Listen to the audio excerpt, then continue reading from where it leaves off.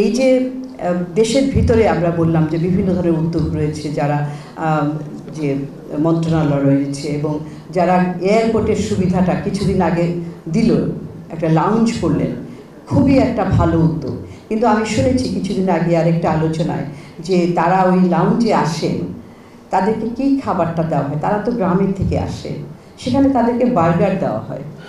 কিন্তু তারা যখন আসে এই সারাদিন পরে তাদের তো পেটে ভাতের ক্ষুধা থাকে। তো ওই জিনিসটাও বুঝতে হবে। আমরা একটা করলাম কিন্তু আসলে নিটিগ্রিটিটা হয়তো তারা পরবর্তীতে এটা হয়তো মাথায় আসেনি, কিন্তু এই বিষয়গুলো কিন্তু মনোযোগ দিতে হবে। আর বাইরে আমাদের যে এমবেসি এবং হাই কমিশনগুলো রয়েছে তাদের ভূমিকার কথা বলেছেন জনাব কিরণ।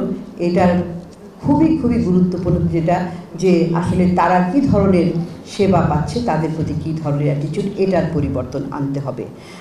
আর প্রণোদনা যেটা 2.5% দেওয়া হচ্ছে, দেখেন আমাদের দেশে বিভিন্ন অর্থনীতির বিভিন্ন খাতে এই প্রণোদনা দেওয়া হচ্ছে, এক্সপোর্ট ওরিয়েন্টেড খাতগুলোকে, কিংবা যারা নতুন শিল্প করছে কলকারখানা। কিন্তু যেটা করা হয় যে যখন একটা শিল্প দাঁড়িয়ে যায়, একটা সেক্টর দাঁড়িয়ে যায়, তারপরে আর সেই প্রণোদনাটা বন্ধ করা হয় না। যুগের পর যুগ তারা সেটা বেনিফিট নিতেই থাকে। কেন নিতে থাকে? কারণ তারা তো একটা পাওয়ারফুল একটা এন্টিটি হিসাবে দাঁড়িয়ে যায়, দর কষাকষির জায়গায় তারা একটা স্ট্রং লবি হয়ে যায়। কিন্তু রেমিটারদের পক্ষে কোনো লবি থাকে না।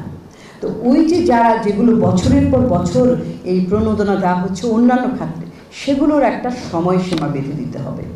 আমরা সেটা ইকোনমিক্সে বলি সানসেট ক্লজ, যে একটা পর্যায়ে যে বন্ধ করতে হবে, 3, 4, 5 বছর পরে স্টপ, আরেকটা সেক্টরকে দেওয়া।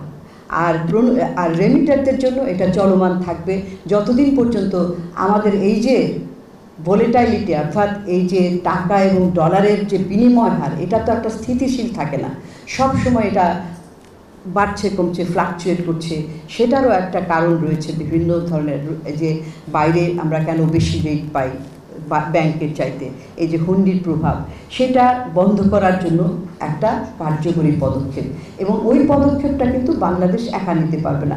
এই হুন্ডির প্রভাবটা, হুন্ডির দৌরাত্ম্যটা অন্যান্য দেশেও রয়েছে, কিন্তু এত বেশি না।